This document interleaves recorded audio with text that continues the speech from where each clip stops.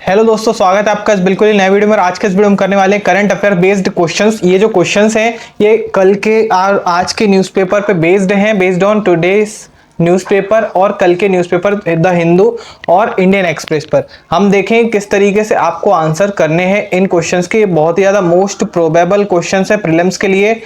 Video start करने से पहले आप चैनल को सब्सक्राइब और वीडियो को लाइक जरूर से कर दे, सो दैट कि आपको ऐसे ही हेल्पफुल वीडियोस और भी मिलते रहें इस चैनल पे। ठीक है, तो स्टार्ट करते हैं।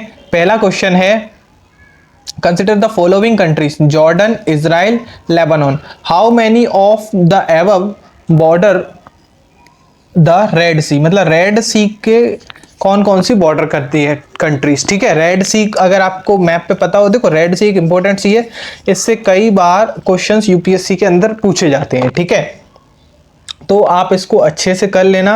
अभी मैं बता देता हूँ, इन दोनों में से केवल दो ही कंट्रीज हैं।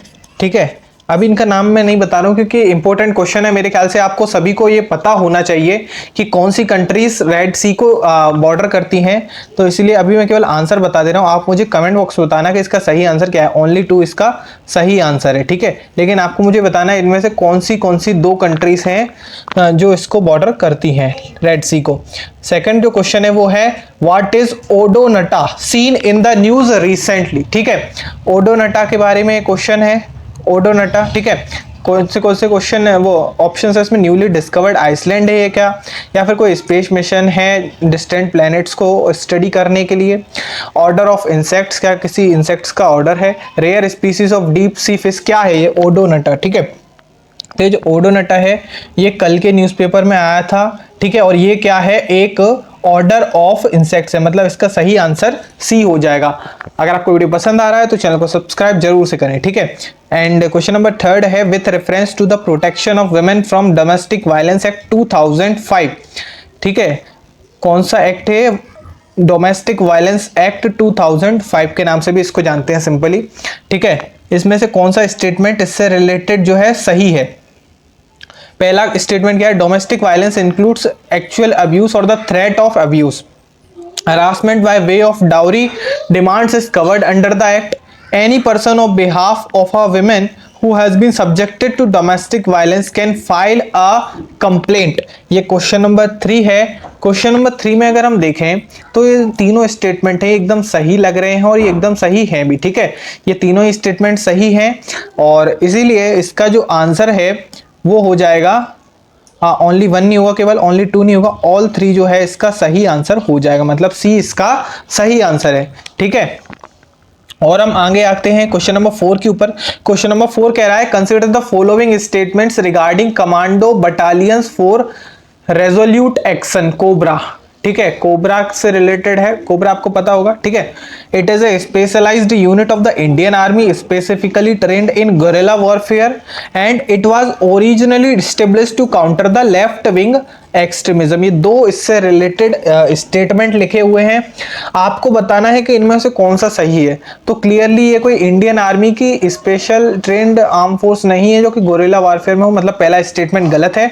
इसका जो सही स्टेटमेंट है वो सेकंड है। आपको ये बात पता होनी चाहिए कि ये जो कोबरा है ना, कोबरा बटालियन, ये किसके लिए है, ये लेफ्ट विंग एक्सट्रीमिज्म को काउंटर करने के लिए एक्चुअली बनाई गई थी। ठीक है, LWE, मतलब इसका जो सही आंसर है वो 2 ओनली हो जाएगा। इसके बाद देखते हैं क्वेश्चन नंबर 5 के ऊपर, consider the following statements regarding tellurium. ठीक है, टेलुरियम आपको पता होगा क्या होता है, इसको आप समझ लेना। इसको आप गूगल पे जाकर सर्च करना, इससे रिलेटेड आपको कुछ और भी इंफॉर्मेशन मिलेगी, उसके आप नोट्स बना लेना। ठीक है, it has properties of both metals and non metals, या फिर it is found combined with metals in minerals. तो इसकी बात करें तो इसके लिए ये दोनों ही जो स्टेटमेंट है, ये दोनों ही जो स्टेटमेंट है ये सही है। क्यों, क्योंकि इसमें क्या है, मेटल और नॉन मेटल दोनों की प्रॉपर्टी भी होती है और it is found combined with metals in minerals. ठीक है, मेटल्स के साथ में मिलता है जो कि मिनरल्स, ठीक है, में मिलते हैं। तो मतलब इसका जो सही आंसर है वो हो जाएगा बोथ 1 एंड 2, इसका सही आंसर हो जाएगा ऑप्शन नंबर सी। इसके बाद आते हैं क्वेश्चन नंबर 6 के ऊपर। क्वेश्चन नंबर 6 है, which one of the following best describe the लाइसोनसस नेम चूमी। ठीक है, ये लाइसोनसस नेम चूमी। एक्चुअली इसका मुझे प्रोनाउंसिएशन ठीक से नहीं आ रहा है, लेकिन जो भी हो प्रोनाउंसिएशन से फर्क नहीं पड़ता है। ये एक्चुअली है क्या, ये आपको पता है क्या? क्या ये एक एपिफाइटिक प्लांट है, या फिर एक नॉन कम्युनिकेबल डिसीज है, या फिर बैक्टीरिया है कोई जो कि मैरीन फिशेस को अफेक्ट करता है, बेंथिंग स्पीसीज जो कि ओशियंस में फाउंड मतलब मिलती है। ठीक है, तो इसका जो सही आंसर होगा वो होगा एफाइटिक प्लांट। ये एक एपिफाइटिक प्लांट है। ठीक है, एपिफाइटिक प्लांट, ये भी कल के न्यूज़पेपर में आया था। एक्चुअली जो भी क्वेश्चंस यहाँ पे मैंने लिए हैं वो करंट अफेयर्स से ही उठाए गए हैं। ठीक है, consider the following statements regarding the vitrimer plastic.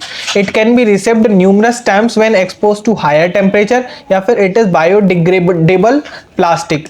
इससे रिलेटेड कौन सा जो है पॉइंट सही है, इसमें आपको बताना है। ये दो स्टेटमेंट है कि it can be received numerous times when exposed to higher temperature, या फिर इट इज बायोडिग्रेडेबल प्लास्टिक। क्या इससे रिलेटेड जो है सही स्टेटमेंट है? Which of the following statement given above is are correct. तो इससे रिलेटेड आपको बताना है कौन कौन से सही है। क्वेश्चन नंबर 7 की बात करें तो एक तो ये भी सही है, it can be received numerous time when exposed to higher temperature, ये बिल्कुल सही है। और सेकंड जो पॉइंट है कि बायोडिग्रेडेबल प्लास्टिक है, ये भी सही है। मतलब 1 ओनली नहीं होगा, 2 ओनली नहीं होगा, इसका जो सही आंसर है वो बोथ 1 एंड 2 होगा। इसका सही आंसर होगा सी। ठीक है, consider the following statements regarding environmental DNA. Environmental DNA से रिलेटेड कौन सा जो स्टेटमेंट है वो सही है? It is a DNA set by all organism into their surroundings through natural processes, या फिर it helps in understanding of invasive species in the environment. तो ये क्वेश्चन है, इससे आपको बताना है कि कौन सा स्टेटमेंट जो है सही है इन स्टेटमेंट में से। ठीक है, इन दोनों स्टेटमेंट में से कौन सा स्टेटमेंट जो है सही है। ये है क्वेश्चन नंबर 8, और क्वेश्चन नंबर 8 के लिए 1 ओनली नहीं होगा, 2 ओनली नहीं होगा, क्योंकि ये दोनों ही स्टेटमेंट एकदम सही है। आप गूगल पे जाके सर्च भी कर सकते हैं। इसका जो सही आंसर होगा वो बोथ 1 एंड 2 होगा, मतलब कि सी होगा। ठीक है, और हम आते हैं क्वेश्चन नंबर 9 पे। क्वेश्चन नंबर 9 कह रहा है पेनकोरियस सेबास्टियनी।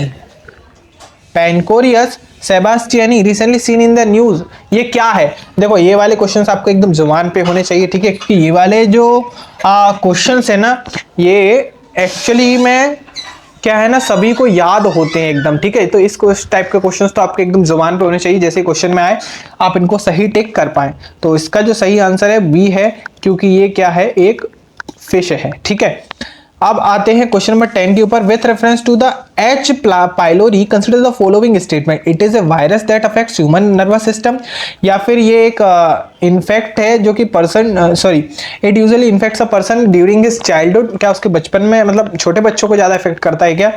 It is treated with combination of antibiotics and a proton pump inhibitor. ठीक है, तो ये है, इससे रिलेटेड जो मतलब कौन सा स्टेटमेंट एकदम सही है ये हमको बताना है।